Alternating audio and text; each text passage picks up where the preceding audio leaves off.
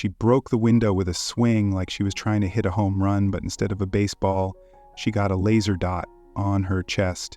And the sound of a rifle bolt clicking into place. I hadn't used the old M24 since Afghanistan, but when a woman in a pink tracksuit kicks down your door with a metal bat screaming about HOA jurisdiction, you don't grab the welcome mat, you grab the scope. That's the thing about people like Karen. They think retired means soft. They think rancher means harmless. They don't realize some of us retired because we did enough damage already. I was willing to live quietly, but she came looking for a war, and I'm very good at war. The morning had started like any other. I fed the horses, brewed coffee thick enough to strip paint, and walked the fence line with Ranger, my Belgian Malinois, who understood hand signals better than most humans. The Arizona sun was already baking the dirt by 8:00 a.m., and the sky was a flawless sheet of blue. It was supposed to be peaceful. That's why I bought the land in the first place. 40 acres of quiet, no neighbors within screaming distance, and definitely no one telling me how high my flagpole could be. But peace never lasts when an HOA is involved, especially not when Karen is the one running it. It started a few weeks ago. I got a letter with a gold foil HOA seal claiming I owed fines for non-compliant exterior decor and inappropriate fencing structure. The letter ended with failure to address. These violations will result in escalation. I nearly spit coffee through my nose. My land wasn't even inside the HOA's jurisdiction. I checked with the county records myself when I bought it. I thought it was a mistake. Then I got another letter, and another. Then came the enforcement photos, a couple grainy shots taken from a distance that showed my American flag, my solar panels, and me in a lawn chair with binoculars. That last one ticked me off. Someone had been watching me. I installed perimeter alarms that night and began tracking footprints along the southern fence.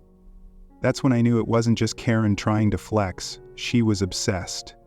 I could have gone to the sheriff, but I didn't want to make it official, not yet. Part of me wanted to see how far she'd go. It was curiosity mixed with a bad habit I picked up in the military. Don't react until you're sure what you're dealing with. Let the enemy reveal themselves first. That night, the barn was quiet. I was tinkering with an old engine block, the radio playing soft country in the background. Ranger lay in the corner, half asleep. Until his ears shot up, I felt it too. Something in the air changed. Attention, I killed the lights and stepped into the shadows. The sound of crunching gravel came first, then a loud thud, the shattering of a rear window. I didn't hesitate. I moved like I'd trained, to silent, smooth focus through the glass. I saw her Karen, pink tracksuit, big sunglasses, even though it was night, and in her hands, a baseball bat. She didn't knock. She screamed something about code violations and community authority, and then stomped inside, swinging the bat like she was on a demolition crew. Ranger stayed by my leg, perfectly still. I raised the rifle just enough to send a red dot dancing across her chest. She froze. Now, I'm not a violent man, not anymore, but I know how to control a situation. I stepped out of the shadows and said, calm as morning, "You've got 3 seconds to explain why you just broke into my home with a weapon. Start talking." Karen shrieked, not like a scared person, but like a toddler who didn't get a toy. She dropped the bat and started shouting about her authority, how my flagpole was triggering to the HOA board, and how she was going to forcibly correct violations. I didn't say a word, just flipped the switch that locked the barn door behind her and activated the infrared cameras. She didn't know it, but she had just stepped into a full surveillance zone. Every second of her tantrum was being streamed to my laptop, recorded in HD and backed up on 3 drive. I leaned back against the wall while she tried to pry the door open, kicking and screaming that I was in violation of community order. I let her yell for a while, then I hit the intercom. "Karen, you broke into my home with a weapon. You're being recorded. The sheriff is en route. You can keep screaming, or you can sit down and wait." She turned beet red, tried to swing at the camera with her purse, and promptly slipped on a patch of oil. Ranger barked once mockingly. If I had to guess, I couldn't help but chuckle, not because it was funny, but because this woman thought she was the one in control. She came onto a sniper land and she thought she was the predator. 15 minutes later, the sheriff arrived. He was a good man, used to dealing with drunk cowboys and ATV accidents, not crazed HOA zealots in matching tracksuit. He took one look at the footage, one look at Karen smeared with oil and rage, and sighed like a man who knew his paperwork just quadrupled. He cuffed her gently, ignoring her protests about community authority, and let her out. "We'll sort it out downtown," he said. "This ain't HOA jurisdiction, this is trespassing and possibly attempted assault." She looked at me as they loaded her into the cruiser. "You'll regret this," she shouted. I just smiled. "You already do." That night, I sat back on my porch, dog at my feet, rifle back in the safe. I thought it was over, but with people like Karen, one defeat only feeds their delusion. I didn't know it yet, but this was just the first shot, and Karen wasn't retreating, she was regrouping. 3 days after the break-in, the dust had barely settled before I noticed the surveillance drone. It wasn't military-grade, just one of those hobbyist quadcopters, but it was persistent, hovering like a lazy vulture right above my north pasture. At first, I figured it was some nosy neighbor trying to get a glimpse of the incident that had already hit local news. But when the same drone came back the next morning, buzzing lower and deliberately tilting toward my solar panel array, I knew exactly whose hands were on the controller. Karen wasn't done, she was just getting warmed up. I considered shooting it down. The old instinct kicked in, again calculating wind velocity, angle, but I let it go. It was better to document than destroy. I let Ranger follow it with his eyes, and I followed it with my trail cams. Every pass it made was stored and sound-teched. I even attached a temporary tracker on one of my barn antennas, just in case they were trying to scan my signal. Call it overkill if you want, but when you've spent years identifying hostile tech in the dark with lives on the line, a buzzing drone over your ranch isn't something you ignore later. That afternoon, I drove into town for supplies. When I pulled back into the driveway, I saw the first sign, literally, a bright orange notice of violation was zip-tied to my fence. According to the bold, blocky letters, I was being cited for unauthorized livestock activity, unapproved fencing materials, and refusal to cooperate with community leadership. It was laughable. I wasn't under HOA jurisdiction, and they knew it, but seeing it printed, mounted like some sort of legal decree, sent my blood boiling. What made it worse was the small sticker on the corner of the sign, HOA Enforcement Unit, a name Karen had likely invented while sipping boxed wine in her overpriced kitchen. I ripped it down, tossed it in the fire pit, and sat down to review my surveillance footage. I found the timestamp around 1:42 p.m., 2 HOA goons, mid-50s matching blue polos, one of them wearing knee braces and trying to act tactical, walked onto my property, passed the private property sign, and hung the notice like they were posting an eviction. I watched one of them take a selfie in front of it. That night I didn't sleep, I planned. By morning I had 3 more fake violations on my mailbox, including one that claimed my American flag violated the approved color scheme for visual aesthetics. Ranger growled as I opened it. Inside the envelope was a letter signed by Karen herself, threatening to fine me $200, 0 cents per day, until I voluntarily complied with community guidelines. I had half a mind to march into that neighborhood and hold a seminar titled Jurisdiction 101, but I knew better. Karen wanted a fight. She wanted me to act out so she could twist the story again, so I did what I do best. I went invisible. I reached out to a friend named Eli, former cyber intel, now a semi-retired security consultant who owed me a favor. Within 24 hours, we had a custom setup installed, motion sensors linked to silent alarms, trail cams with thermal lenses, and a network of low-light cameras disguised as fence posts and bird feeders. I even mounted a directional mic on the west field aimed right at the path Karen's people had used to sneak in. Every step they took from now on would be recorded, but I wasn't just setting up surveillance, I needed witnesses. That's when Miss Linda came back into the picture. She showed up with a peach cobbler in one hand and a thick binder in the other. "Thought you could use dessert and dirt," she said. Turned out Ms. Linda wasn't just a nice neighbor, she was a former NSA analyst with an absolute treasure trove of collected audio logs, emails, and neighborhood chat transcripts. She had proof. Karen had been forging HOA notices and using board funds for personal expenses Linda had been collecting for. Months waiting for someone strong enough to push back, we sat on my porch and went through the data, like 2 agents on an Opie Ranger, kept watch near the fence, while we cataloged every dirty move Karen had made. What we found was more absurd than I expected.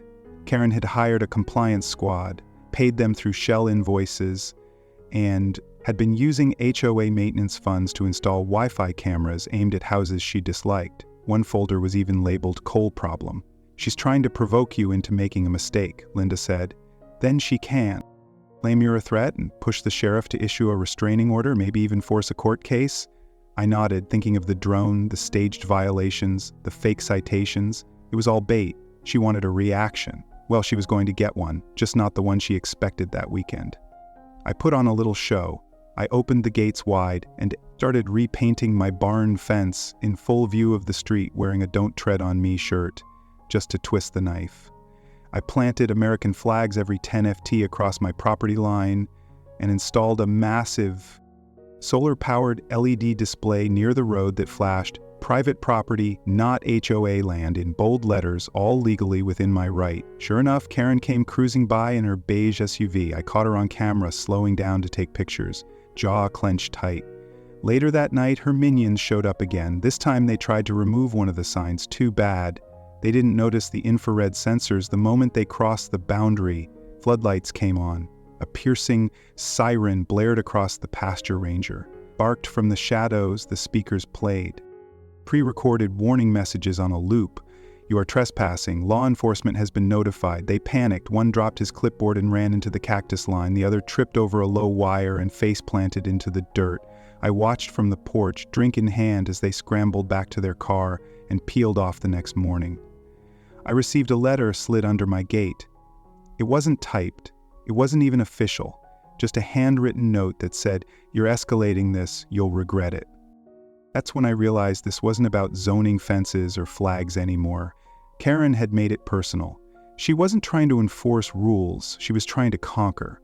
But what she didn't know, what she could never understand, was that I'd fought real enemies.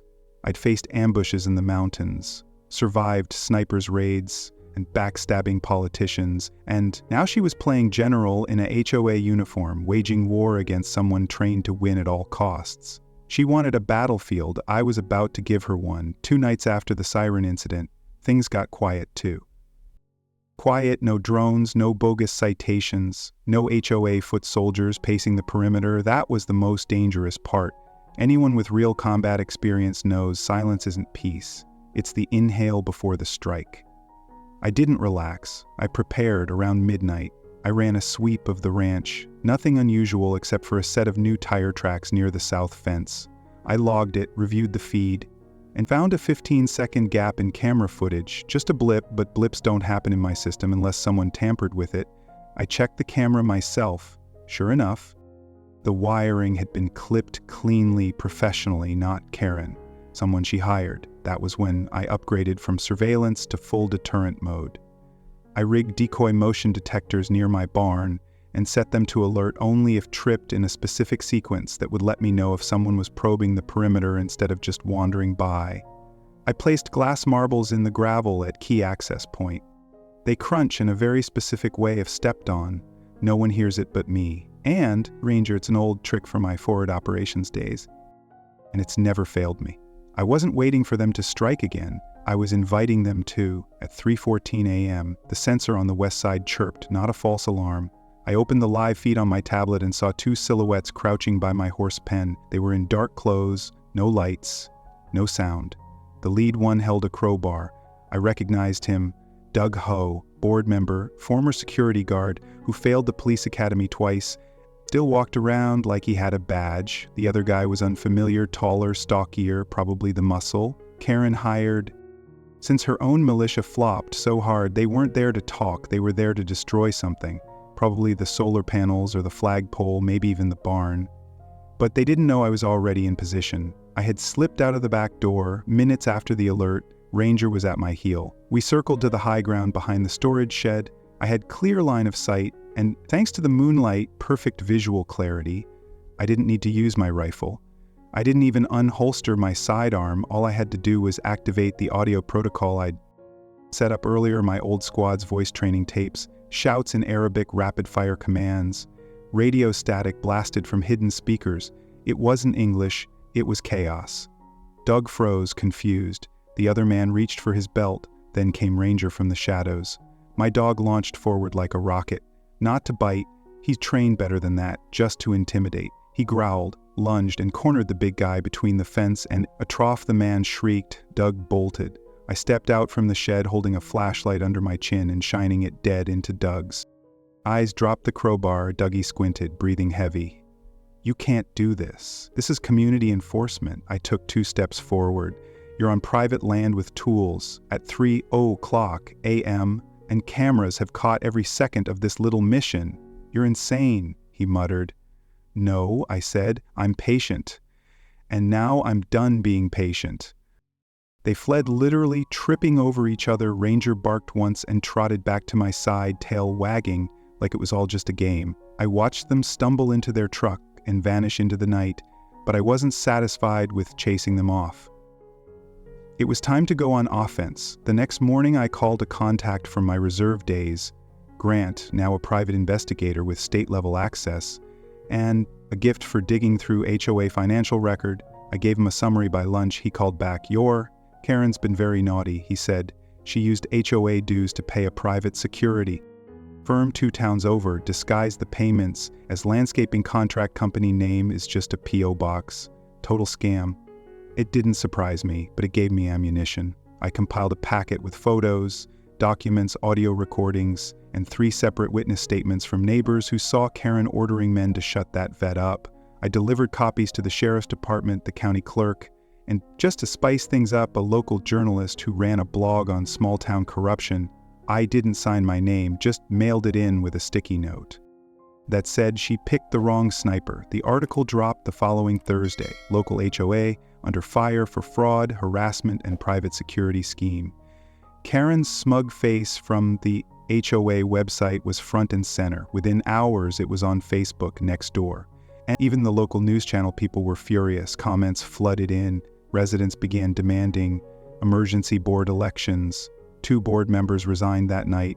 But Karen, she doubled down. Always does. She showed up at my ranch again this time, flanked by a man in a suit claiming to be a property appraiser. She tried to smile, to act civil, like nothing had happened. She waved and said, "We're just reviewing some easement lines.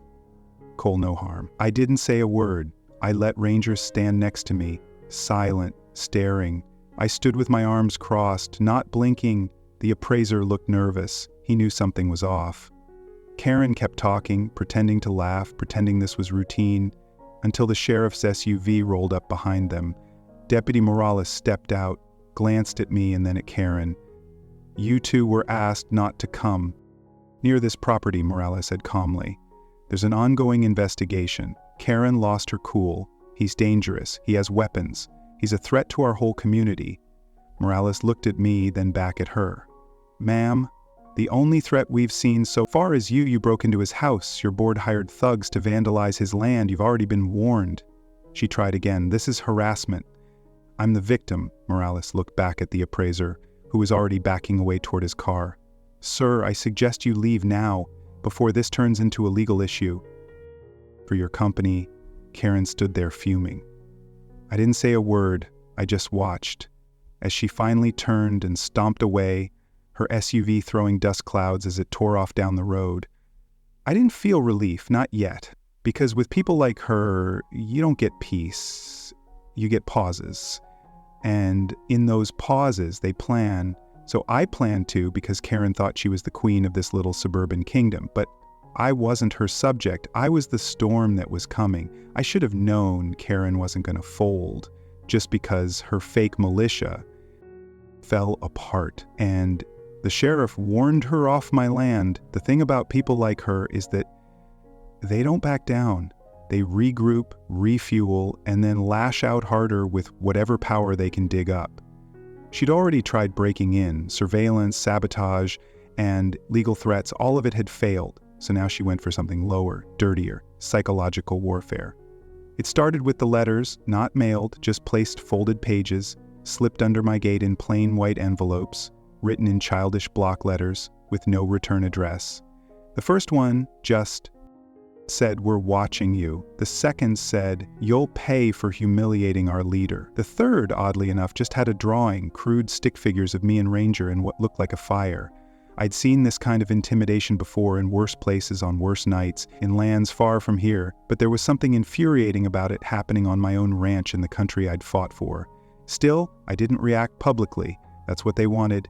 Instead, I upgraded my game. I installed discreet wildlife cameras along the outer road, invisible. Unless you knew where to look, they weren't just motion triggered, they streamed directly to a cloud backup I could access from anywhere. I wanted faces, plates, voices, because whoever was helping Karen now wasn't just obnoxious, they were starting to feel dangerous. That night I walked the pasture with Ranger. The stars overhead were bright, the kind of clarity you only get out in the desert, miles from city, light. But my peace was short-lived. Ranger froze by the west fence, his ears pointed. Then I saw it, a slow orange flicker. Fire. I ran. A small blaze had started at the base of my hay barn, spreading quickly. Someone had tossed an ignited cloth through a side panel. It didn't explode, but it burned just enough to catch the hay. I grabbed the hose and fought the flames while Ranger barked and paced. I got it under control before the whole structure went up. But the smell of scorched earth and wet ash hung in the air. The camera caught it, a figure in a hoodie sprinting off before the fire flared. I paused the footage on their shoes, neon green laces. Then I checked the footage from the outer trail cam bingo license plate, and clearer than that, Karen's SUV parked just off the road with the lights off, engine running. I called Morales. The deputy came out within the hour. Took one look at the footage and didn't even need to ask questions. "We're done playing games," he said, voice tired but firm. "You're lucky you caught it early. We're elevating this by morning." Karen was being investigated for conspiracy to commit arson. The one who lit the fire, her nephew, a college dropout living in her basement, who'd bragged online about community cleansing. He'd posted memes about dealing with traitors to the HOA, not realizing that screenshots are forever. But here's where the twist hit. While Morales worked on charges, Linda the Sharp, retired NSA neighbor, uncovered something else. Karen had been using her position on the HOA board to pull property maps and ownership documents, not just mine, but surrounding lots. She was trying to forge a petition to expand HOA boundaries, illegally claiming that my ranch had once belonged to a housing developer who failed to market correctly. In their system, she was rewriting history to give herself power. I couldn't believe the audacity. She knew I wasn't in the HOA. She knew the county records were clear, but she was building her own alternate version of reality and dragging innocent people into it. I'd underestimated her capacity for delusion. I went to the courthouse and met with the county registrar after I showed them what Karen was doing. They agreed to do a formal audit of the HOA's filings. That's when the dominoes started to fall. First came the discovery of financial fraud. Karen had authorized dozens of improvement contracts that funneled HOA money into shell companies, including one owned by her ex-husband's cousin, landscaping. Security upgrades, parking lot lights, none of it ever happened. But the invoices were paid, and the checks all signed by her. Then came the anonymous tip to the state attorney general's office. I didn't submit it, but I know who did. Linda's email skills are legendary. Within a week, Karen was under investigation, not just locally, but at the state level for HOA embezzlement, harassment, and even misuse of public grant funds meant for community safety programs. It should have ended there, but Karen still had one last meltdown left in her a week after the fire. During a special HOA meeting, Karen stood up in front of a half-filled room and ranted for 15 full minutes. Someone live-streamed it to Facebook. She screamed about traitors, accused half the board of being co-opted by military fascists, and even name-dropped me as a domestic insurgent training dogs to kill civilians. It was so unhinged the sheriff's office used it. As evidence of mental instability, the video went viral overnight. The comments section tore her apart. Memes exploded across Reddit. One showed Karen's face photoshopped onto a general's uniform with the caption, "Operation HOA Storm." Another showed her SUV being chased by a giant tactical dog labeled Ranger. It was petty, it was hilarious, but it was also damning. That night, a patrol car pulled up in front of her house. I watched from a distance as Morales walked her out in handcuff. She wasn't screaming this time, just quiet, like she'd finally realized. The battle was lost the very next day. The remaining HOA board members held an emergency vote. Karen was expelled. Her name was scrubbed from the HOA website, and a public apology letter was issued to the residents of the neighborhood. They promised reforms, a fresh election, and an end to unauthorized enforcement actions. It should have felt like victory, but standing out on my porch, I didn't feel triumphant. I just felt tired. Tired that it had to go this far. Tired that someone so entitled, so consumed with control, could hijack a system and weaponize it against innocent people. I sat down with Ranger beside me and watched the sun set over the desert hills. It was quiet again, truly quiet, the kind of silence I had craved when I first bought this land. The silence I earned, Karen had wanted to make me fold. Instead, she made me focus. But something told me the final chapter hadn't quite been written yet, because when you shine a spotlight on one tyrant, you sometimes find others hiding in the shadows. 2 weeks after Karen's arrest, the town started breathing again. For the first time in months, there were no strange vehicles idling near my ranch gates, no drones buzzing over the property, and no flyers stuffed in my mailbox about community violations. It was like a switch had been flipped.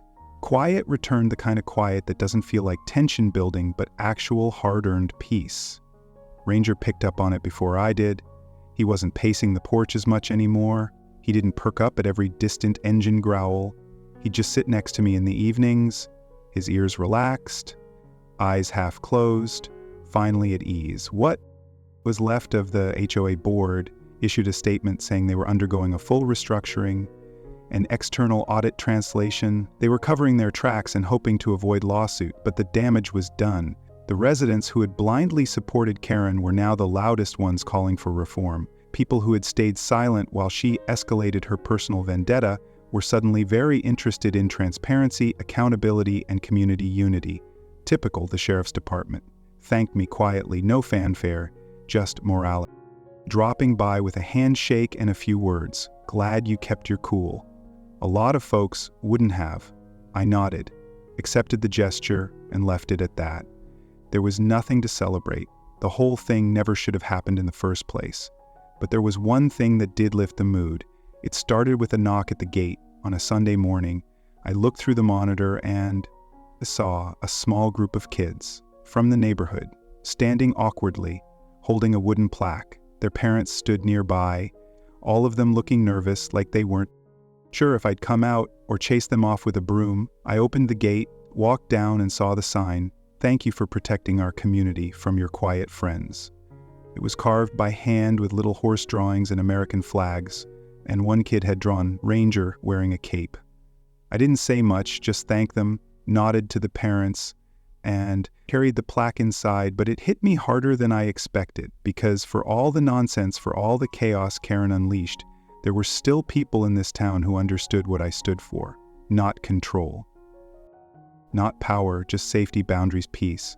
I mounted the plaque on my barn wall that night. As for Karen, the legal process was slow but steady. Her nephew pled guilty to attempted arson, accepted a plea deal, and moved back in with his parents across state lines. Karen herself faced charges for fraud, harassment, and conspiracy. Her lawyers tried everything, from blaming stress-induced delusion to suggesting she was misled by others. None of it worked. Too much evidence, too many witnesses, too many viral clips that painted her as a delusional tyrant in a pastel tracks. Eventually, the court ordered her into psychiatric evaluation and house arrest pending trial. Ironically, she was banned from any HOA involvement for life, and just like that, the tyrant who wanted to rule over everything couldn't even leave her own porch. I thought that would be the end, but then came the final twist. One I never saw coming. A realtor stopped by my property one afternoon asking if I was interested in selling. I laughed and told him no, and he nodded like he expected that. But before he left, he mentioned that Karen's house had just been listed, and the buyer a federal judge, a woman named Elena, originally from DC, now transferring to Arizona for a quieter life. She specifically requested a property far from HOA drama, and according to the realtor, she had read the entire Karen saga online. Apparently, she thought being my neighbor would guarantee some peace and security. 2 weeks later, she moved in. First day, she walked up with a basket of cinnamon rolls, and a firm handshake told me she didn't like nosy people, loud parties, or micromanagement. Told me she kept a 9M in her nightstand and a federal badge in her drawer. I couldn't help but laugh. "You'll fit right in," I said. Ranger liked her instantly, and that dog's a better judge of character than most humans I've met. After that, things settled. For real. The ranch thrived, the fences stayed up, the cameras stayed quiet, and the sunrises felt like they used to, just light breaking over the desert, with no threat in the shadows. But I didn't forget what happened. I kept every file, every camera, every report, because people like Karen are never alone. There's always another one, another little tyrant who thinks rules are for others, another person who believes authority is a weapon, not a responsibility.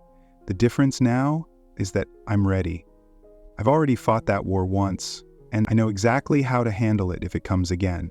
Late one evening, I stood by the edge of the property watching the wind roll through the grass. A truck drove by slowly, not suspicious, just someone getting home.